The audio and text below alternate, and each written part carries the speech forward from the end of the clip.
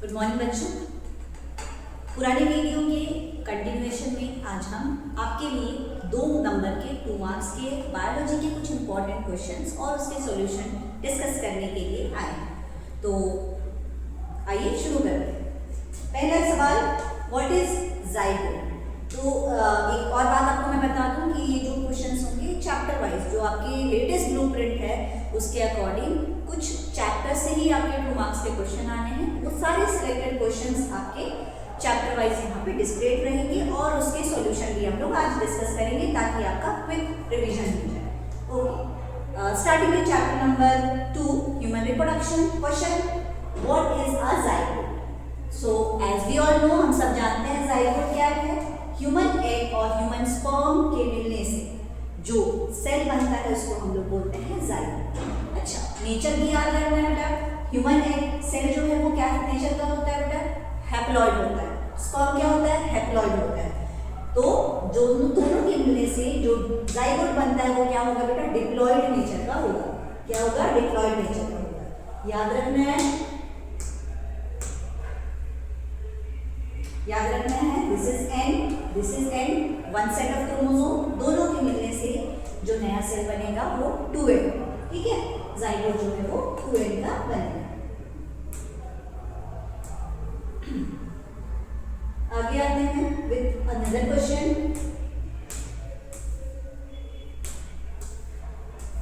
Okay, next question है, how many eggs are release per month from a human ovary? एक human ovary से per month कितने egg release होते हैं? और अगर मदर ने आइडेंटिकल ट्विंस का बर्थ दिया है, ऐसे बच्चे जो कि ट्विंस हैं, बिल्कुल देखने में सेम है, उनको आइडेंटिकल ट्विंस बोलते हैं। तो अगर दोनों बिल्कुल सेम हैं तो क्या नेचर रहा होगा, कितने एग्स रिलीज हुए होंगे उस समय पे? तो सवाल के जवाब में हम ये देखते हैं, जनरली क्या होता है, एक ओवम ही रिलीज होता है पर मंथ आपके मेंस्ट्रुअल साइकिल से, किसी भी फीमेल में जो रिलीज करती है, ठीक है। पर मंथ एक ही रिलीज होता है। पर आइडेंटिकल ट्विन के केस में बेटा, आइडेंटिकल ट्विन के केस में जब ये रिलीज होता है तो स्पर्म जैसे इसमें फर्टिलाइजेशन करता है, जाइगोट तुरंत 2 सेल बना देता है। एक बार डिवीजन करना चाहिए था, उसके बदले वो 2 बार माइटोटिक डिवीजन करके इस तरह से 2 जाइगोट बन जाते हैं। दोनों जाइगोट का इम्प्लांटेशन हो जाता है और दोनों जाइगोट से बच्चे का डेवलपमेंट, एम्ब्रियो का डेवलपमेंट होता है। ये आइडेंटिकल ट्विन का केस है। बात करें अगर हम लोग फ्रेटर्नल ट्विंस की, जिसमें बच्चे बिल्कुल सेम नहीं दिखते हैं, या एक भाई होता है या एक बहन होती है, ऐसे केस में क्या होता है बेटा, 2 एग रिलीज होते हैं, गलती से 2 एग रिलीज हो जाते हैं। अब दोनों में स्पर्म क्या होता है, फर्टिलाइज कर देता है और 2 अलग अलग एम्ब्रियो बनते हैं और दोनों का प्लासेंटा बिल्कुल अलग अलग होता है। तो ये आपकी क्विक रिवीजन थी। For next question, absence of menstruation indicate what? अगर मेंस्ट्रुएशन नहीं आया है तो इससे क्या पता चलता है? और वो कौन से हार्मोन हैं जो प्रेगनेंसी के समय पे रिलीज होते हैं? तो मेंस्ट्रुएशन के एब्सेंस से क्या होता है बेटा, हम जानते हैं कि प्रेगनेंसी हो गई है, फर्टिलाइजेशन हो गया है, और ऐसे केस में कौन से हार्मोन रिलीज होंगे? Absence of menstruation usually indicate pregnancy. During this period the level of progesterone and oestrogen increases. तो ये आपके सामने बेटा मेंस्ट्रुअल साइकिल का एक इमेज है। मेंस्ट्रुअल साइकिल का भी रिवीजन यहाँ पे क्विकली हो जाएगा हमारा, ठीक है। तो बेसिकली क्या होता है, जो साइकिल है मेंस्ट्रुएशन का, जो कि 1 से 28 दिन का होता है, उसमें जो स्टार्टिंग का जो फेज होता है जो 5 से 7 दिन का होता है वो आपका मेंसेस का फेज होता है, ब्लीडिंग फेज बोलते हैं। उस समय में सारे हार्मोन्स का बिल्कुल लो लेवल रहता है, ठीक। पर धीरे धीरे धीरे धीरे फिर प्रोलिफरेशन फेज स्टार्ट होता है, और प्रोलिफरेशन इसके बाद वाला जो क्वेश्चन है वो मेंस्ट्रुअल साइकिल पे बेस्ड है, तो हम लोग इसकी डिटेलिंग उसके साथ करेंगे, ठीक है। तो पहला फेज जो होता है वो मेंस्ट्रुअल फेज होता है, जिसमें आपकी एंडोमेट्रियम की जो लाइनिंग है, एंडोमेट्रियम की जो लाइनिंग है वो क्या होती है, शेड होती है। एंडोमेट्रियम की लाइनिंग शेड होती है, ठीक है। हाँ, अगर एग आपका फर्टिलाइज नहीं होता है। उसके बाद वाला कौन सा फेज आता है, फॉलिकुलर फेज बोलते हैं, जिसमें कि pituitary hormone LH, pituitary hormone जो LH होता है, ल्यूटिनाइजिंग हार्मोन जिसको बोलते हैं, वो बहुत सारा एस्ट्रोजन सिक्रीट करता है, जिससे लाइनिंग जो है यूटेराइन लाइनिंग वो बढ़ती है, ठीक है। आगे आते हैं, आगे फिर देखते हैं अगले क्या है आपका, अगला स्टेज है आपका ओव्यूलेटरी फेज। क्या है आपका, ओव्यूलेटरी फेज। ओव्यूलेटरी फेज में जो कि 14वें दिन में एवरेज होता है, वहाँ पे आपका ओवम रिलीज हो जाता है। ओवम रिलीज होने के बाद में वो चला जाता है फैलोपियन ट्यूब में और वहाँ पे वो फर्टिलाइजेशन के लिए वेट करता है। उसके बाद उसके पीछे क्या होता है, हमारे ओवरी के अंदर यहाँ पे जो कि 15 से 28वां दिन तक का समय हम लोग मानते हैं, उसमें क्या होता है, कॉर्पस ल्यूटियम धीरे धीरे डिजनरेट हो जाता है और प्रोजेस्टेरॉन का यहाँ पे अमाउंट जो है वो बढ़ जाता है। अगर फर्टिलाइजेशन फेल हो गया, अगर कोई मैच्योर स्पर्म नहीं मिल पाया है फर्टिलाइजेशन के लिए, तो कॉर्पस ल्यूटियम आपका क्या हो जाता है बेटा, डिजनरेट हो जाता है और हार्मोन्स के जो लेवल है वो ड्रॉप हो जाते हैं और जिसकी वजह से दोबारा साइकिल शुरू हो जाती है, दोबारा ब्लीडिंग होगी, मेंसेस आएंगे और फिर से फेजेस शुरू हो जाएंगे। अगर हम बात करें यहाँ पे बेटा कौन कौन से हार्मोन्स रेस्पॉन्सिबल होते हैं, कौन कौन से हार्मोन्स रेस्पॉन्सिबल होते हैं साइकिल में, तो हमारे पिट्यूटरी ग्लैंड से निकलता हुआ, पिट्यूटरी ग्लैंड से निकलते हुए और ओवरीज से निकलते हुए हार्मोन यहाँ रेस्पॉन्सिबल होते हैं। पिट्यूटरी हार्मोन में LH और FSH का नाम है, ल्यूटिनाइजिंग और फॉलिकुलर स्टिमुलेटिंग, और ओवेरियन हार्मोन में नाम है ईस्ट्रोजन और प्रोजेस्टेरोन का। अगर ये दोनों हार्मोन नहीं होंगे तो क्या होगा, हमारा प्रेगनेंसी नहीं कंटिन्यू हो पाएगा। ठीक है, कंटिन्यू नहीं हो पाएगा। वापस आते हैं हम लोग थोड़ा,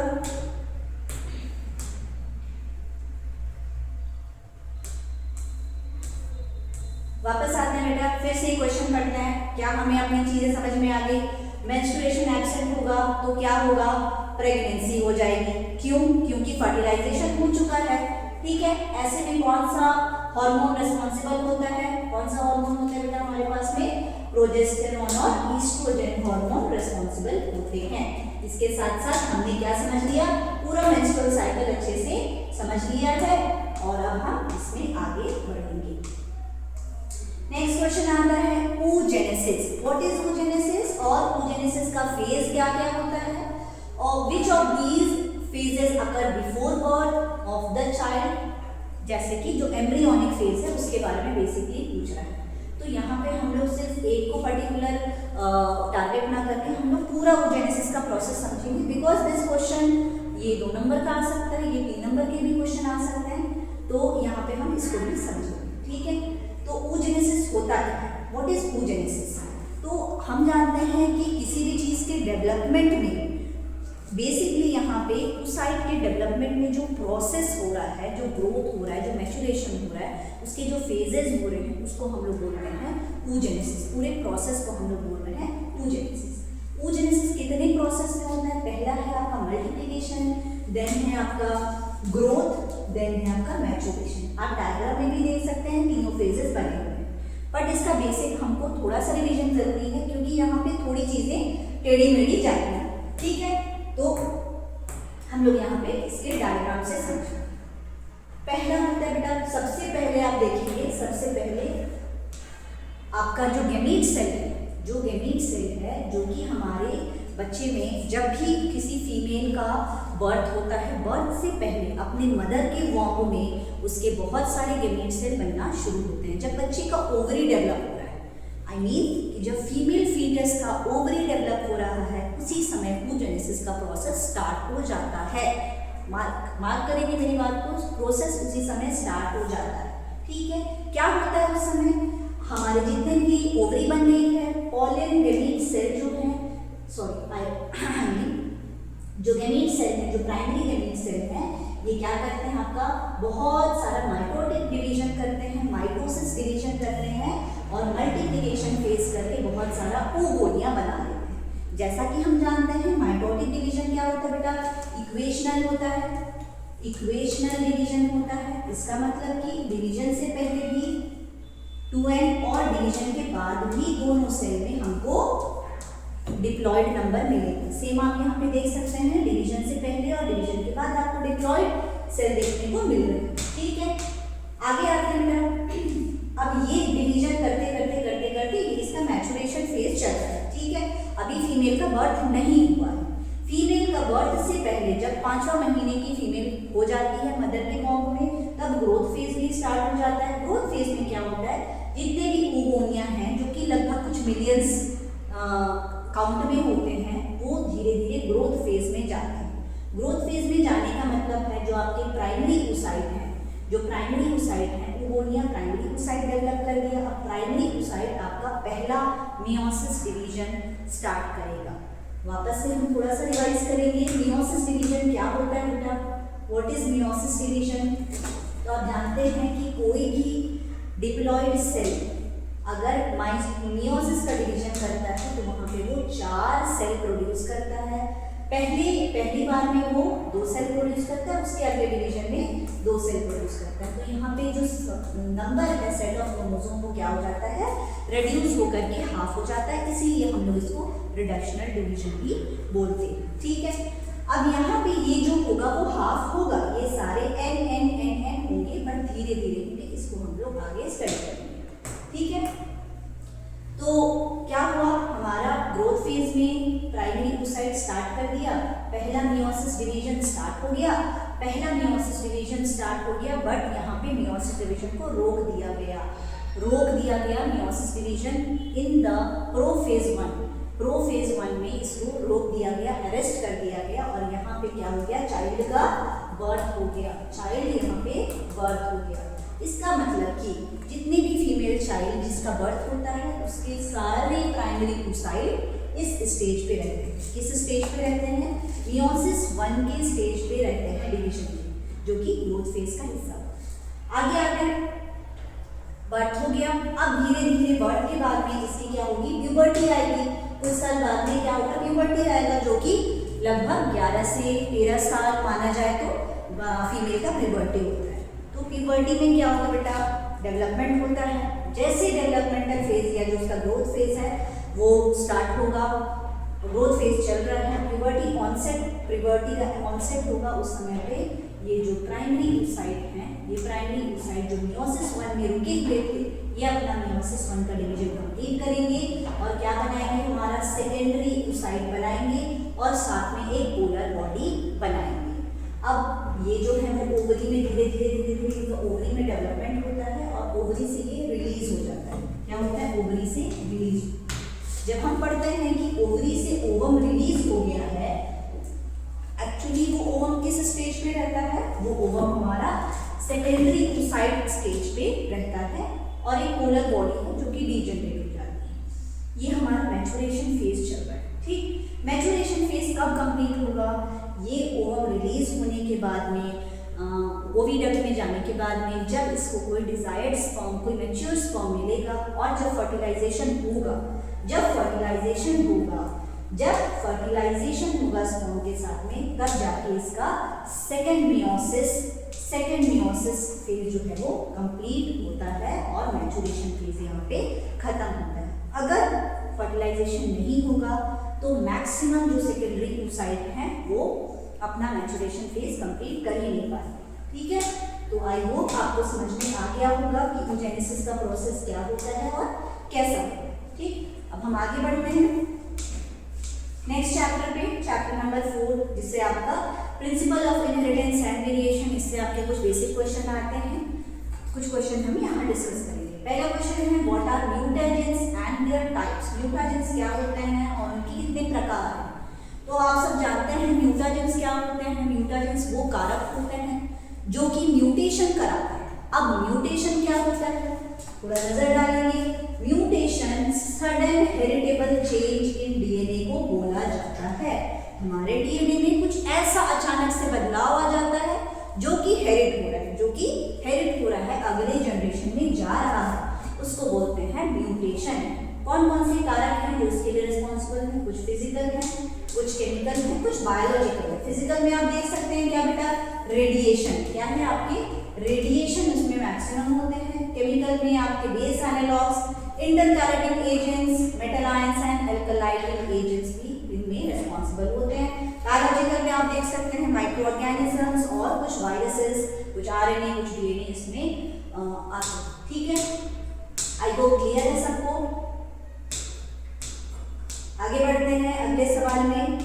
अगला सवाल है, why X-linked defects do not appear in female। Female में X-linked defects क्यों नहीं दिखते हैं, क्यों नहीं जाहिर होते सवाल के जवाब में हम देखते हैं फीमेल के पास में क्या होता है बेटा, फीमेल के पास में 2 एक्स क्रोमोसोम होते हैं, ये बात सबको पता है। 2 एक्स क्रोमोसोम होते हैं। जितनी भी हमारे पास फीमेल हैं उन फीमेल के पास में 44 ऑटोसोम्स के अलावा 2 सेक्स क्रोमोसोम होते हैं जो कि बिल्कुल सेम होते हैं, एक्स और एक्स होता है। तो अगर कोई कैरेक्टर, कोई एलील, कोई ट्रेट अगर हमारे एक क्रोमोसोम में आया है और ये अगर इफेक्टेड हुए हैं तो दूसरा जो है वो उसको बैलेंस कर लेता है, कंपनसेट कर लेता है। इसी वजह से जितने भी दोषपूर्ण एलील हैं वो जाहिर नहीं हो पाते हैं, प्रकट नहीं हो पाते हैं। आप देख सकते हैं डायग्राम में भी बेटा, डायग्राम में आप देख सकते हैं ये जो डायग्राम है यहाँ पे डैड के पास में, फादर के पास में कंडीशन नहीं है, मदर जो है वो कैरियर, बट जो बच्चा जो है वो कोई कंडीशन के साथ में नहीं हुआ है। बॉय के पास में कंडीशन आ जाता है क्योंकि बॉय में एक ही एक्स क्रोमोसोम होता है, तो अगर कहीं से भी कैरियर आ गया है तो वो प्रेजेंट करके ही रहेगा। इसके बेसिस पे हम लोग बहुत सारे ऐसे क्रॉसेस हैं जो आपके बुक में ऑलरेडी मेंशन भी हैं हमारे सिलेबस में, और हम कुछ को यहाँ भी सॉल्यूशन में बनाएंगे। ओके, आगे बढ़ते हैं। Blood group inheritance. Blood group inheritance किस में आता है? ये आपका कोडोमिनेंस का टॉपिक है, कोडोमिनेंस में आता है। इसमें क्या होता है, जितने भी अगर हमारे पास में ए का एलील है तो वो भी रिप्रेजेंट होगा, बी का है तो वो भी रिप्रेजेंट होगा, ठीक। तो इसके बेसिस पे क्वेश्चन क्या है, अगर कोई इन्फेंट मतलब कोई बच्चा है, उसका ब्लड ग्रुप क्या है, ओ है, उसके फादर का ब्लड ग्रुप क्या है, ए है, मदर का क्या है, बी है, ठीक। तो बता दिया तीनों का ब्लड ग्रुप क्या है। अब आपको क्या करना है, determine the genotypes of the parent. Parent का जीनोटाइप क्या है वो पता करना है। फिनोटाइप जीनोटाइप अलग होते हैं। फिनोटाइप जो एक्सप्रेस हो रहा है क्या, A blood group, B blood group, ये फिनोटाइप। जीनोटाइप क्या, जो एक्चुअली प्रेजेंट है, ए के पीछे की राज क्या है, बी के पीछे का राज क्या है, ठीक है, वो अभी हम लोग यहाँ डिस्कस करेंगे। और इसी बेसिस पे जो आने वाले ऑफस्प्रिंग हैं, बच्चे के अलावा अगर कोई भाई बहन होते हैं तो उनमें क्या आपको जीनोटाइप